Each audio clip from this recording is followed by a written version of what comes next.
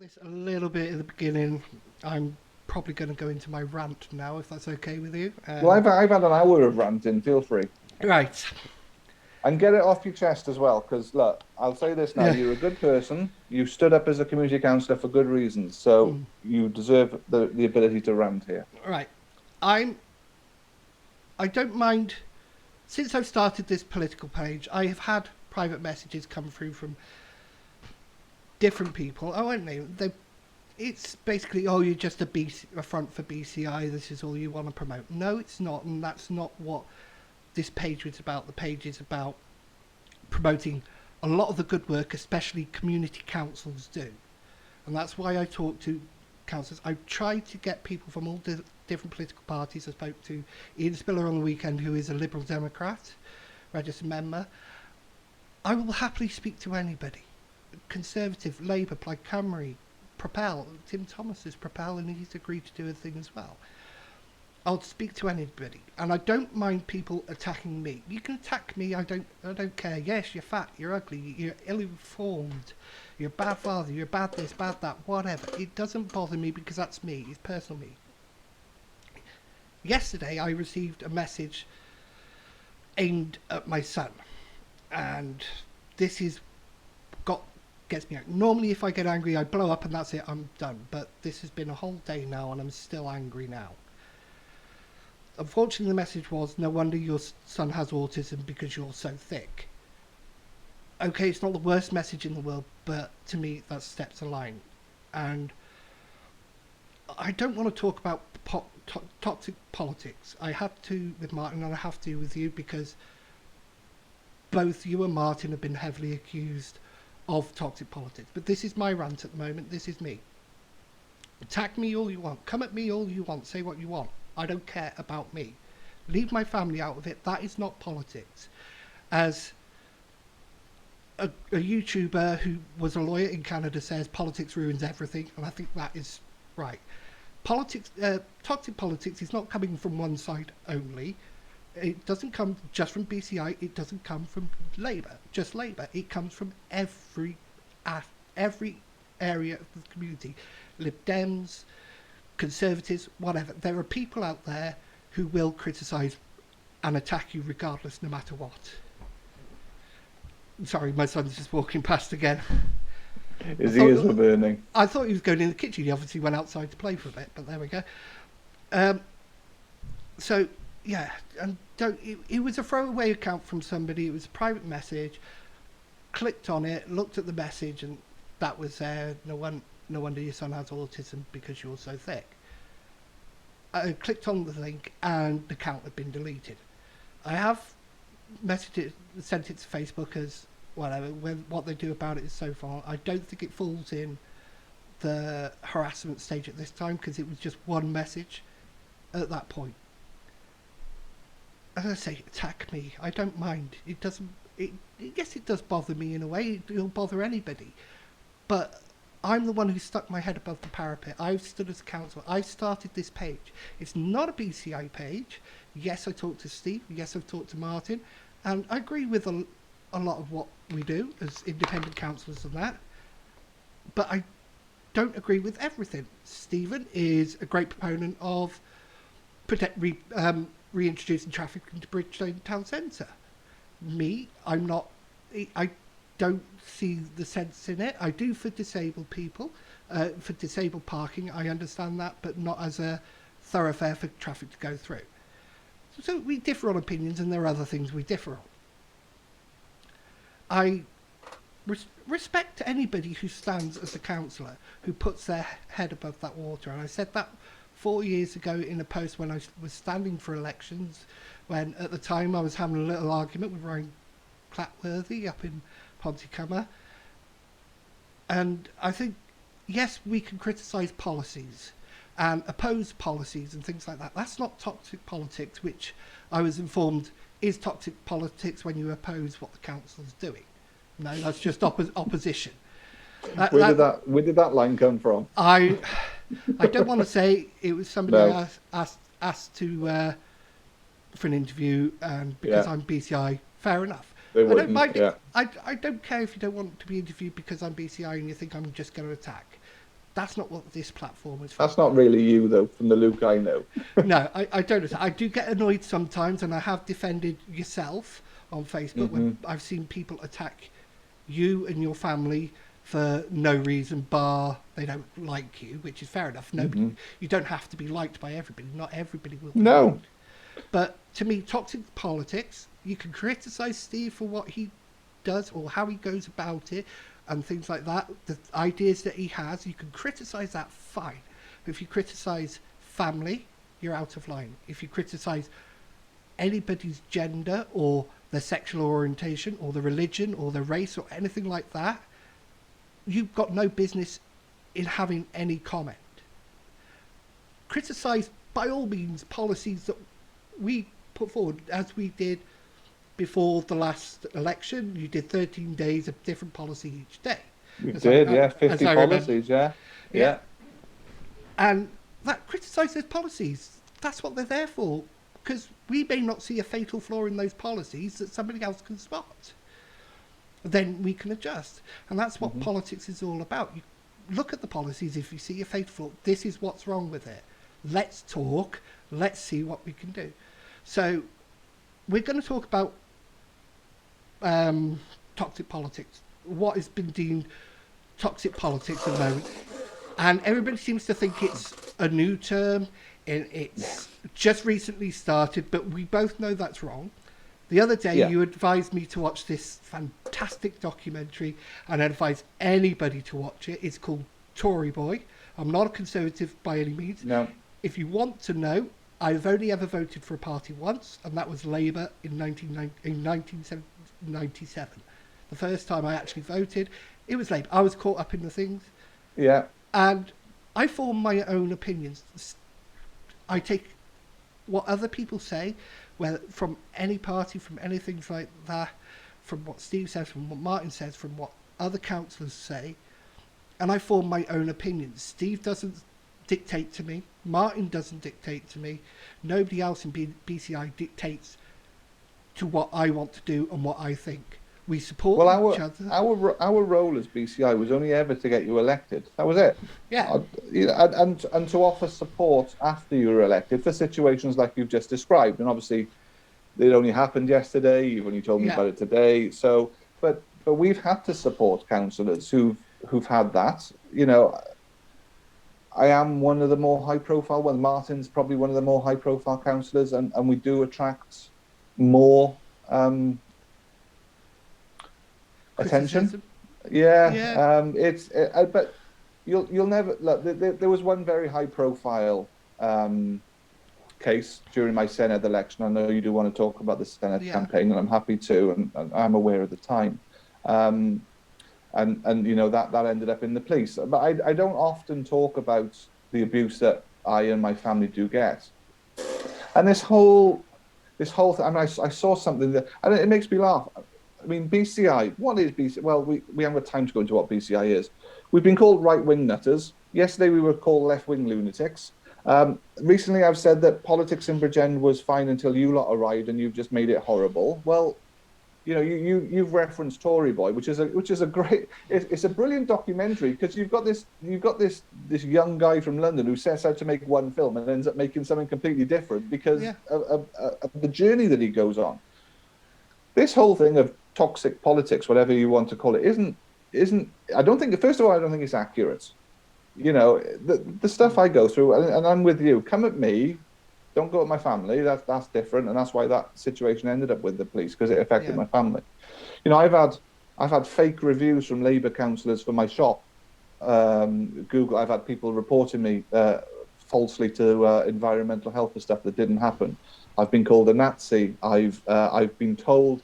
I was told during my Senate campaign that I'd stated to somebody that I didn't care if blind people got run over in my thing about opening up Bridgend Town Centre. I've been accused of being investigated for a homophobic hate crime. I've been accused of being investigated for a race hate crime. It's everything, and it's not exclusive to me. We supported a candidate in a Brackler by-election. I mean, a Brackler by-election that had 15% Mm. turnout. I had to go to a police station with a candidate who had a an opponent turn up on his doorstep, on his driveway, and threaten to punch him. Don't Hmm. politics attracts strong-willed, opinionated people, and then we put them into this cauldron where we expect them to interact. And yes, they should always interact respectfully. And going back to the very first name you mentioned on this, Lee Robson. Lee Robson once said to me, "If you can't win a Facebook argument in 3 comments, switch off." How Yeah. right he was, because when I stood for election in 2017, I was convinced I could change somebody's opinion by using my phone and a social media platform. If somebody holds a different opinion to me, using Facebook is not going to change their mind. No. Opinions are important, and what's the name of the Manic Street Preachers? This is my truth. Tell me yours. Yeah. That's very true, because you look at something like the Cardiff Capital Regional deal. There are elected councillors within our area who believe that's a good deal for Bridgend. I and other people I know don't believe it's a good deal for Bridgend. And that's perfectly fine. Now, those two parties are not going to sort out their differences on Facebook. No. They're not going to sort it out on Twitter. So why do people bother trying to? BCI put out information-backed posts about the Cardiff Capital Regional deal. They do scrutiny, they do that. But what the group has to be careful of is that it doesn't then get embroiled in subsequent arguments, because you can't change somebody's opinion. You can only do that through democratic process. And I'm sure that'll be a big thing in May now, when that comes up. Yeah. I'm sure it'll be a policy point for lots of people who are standing for election. But I mean, you mentioned Tory Boy, and there's a scene in there where there's an independent candidate in Middlesbrough, isn't it? Middlesbrough. I can't remember which Middlesbrough, but it's Middlesbrough, but I know the scene you're on about with Sir Stuart Bell, where he walks past. yeah, But and I they think intimidate an independent a woman. I think there was something even more chilling than that earlier in, with somebody who was a Conservative councillor on the council for years, and Yeah. when they Yeah. I'd forgotten about that. and when they put up people's rent by 30 pence, this was, I Yeah. think she was saying this was the 70s. She had just lost her son and her husband. They both just passed away. Labour council, I'm not saying it's just Labour, every No. party, there are people in every party who'll do this. Even independents, there are people around who do this. But because it was the focus, it wasn't going to be the main focus, but this is what he discovered. It changed, didn't Yeah. it?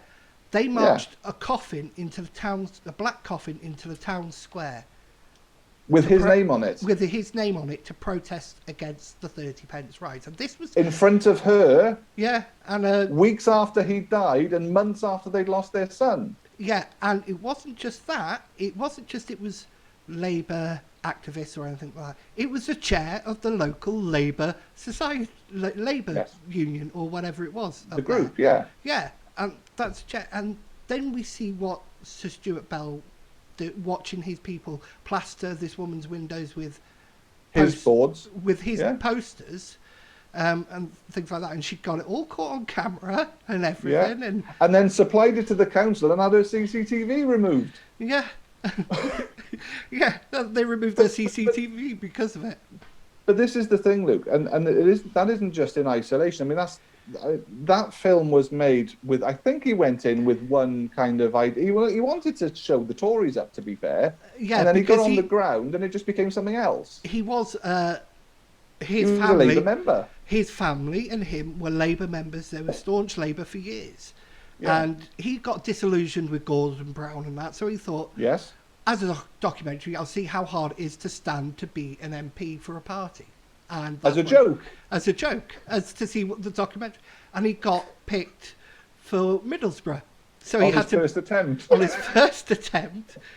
I got to admit, the Tories did him over quite a bit in that, messing up his pamphlet. Oh, his leaflets and everything. And getting him to absolutely. actually campaign for somebody in the district next Yeah. to his. But you and I know that's reality. Yes. Target seats. And I mean, he only got selected for Middlesbrough because they knew he didn't stand a chance, let's be honest.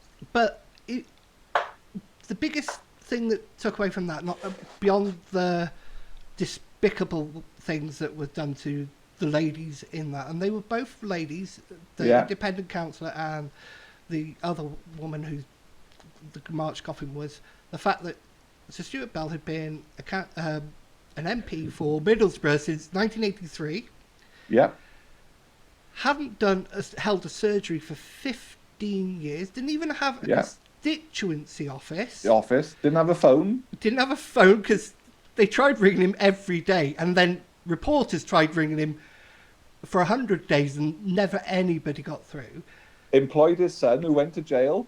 He employed his son, who stole from other MPs, tried to Yeah, commit fraud with cheques, and stole other things from the Houses of Parliament, and he got sent to yeah, jail for 6 months, which I think was yeah.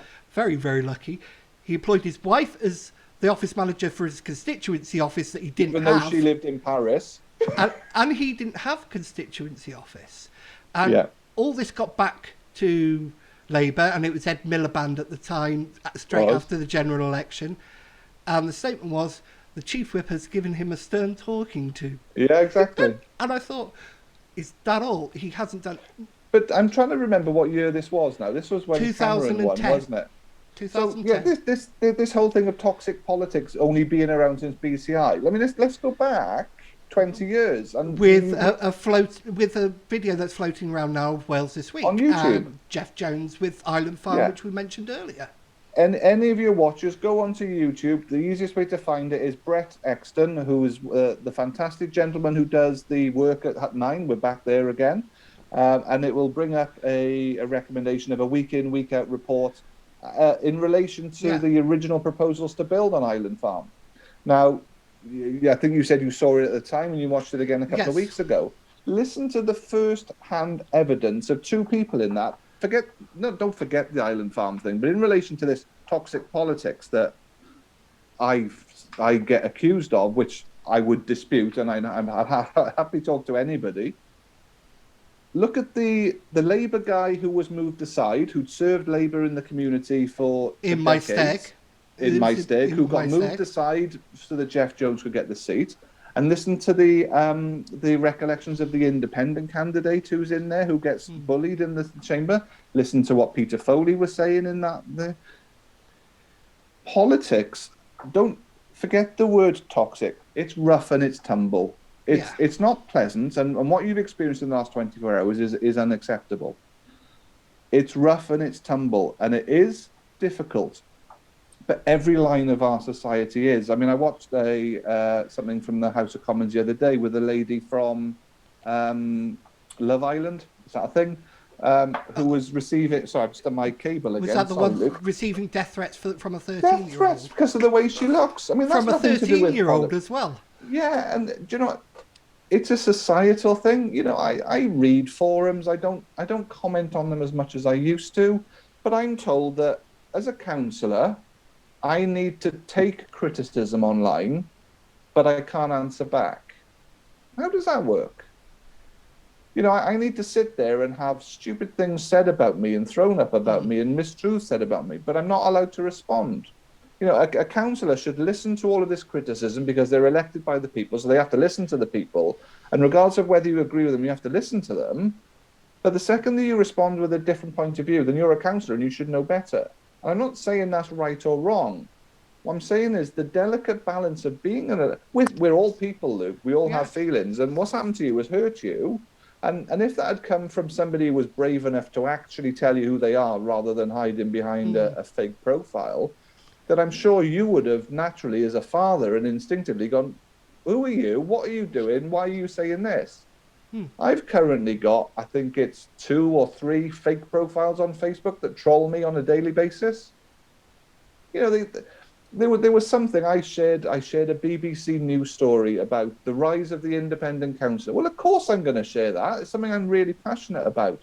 Some fake profile goes on and said, yeah, but there's no independent Senedd members, are there?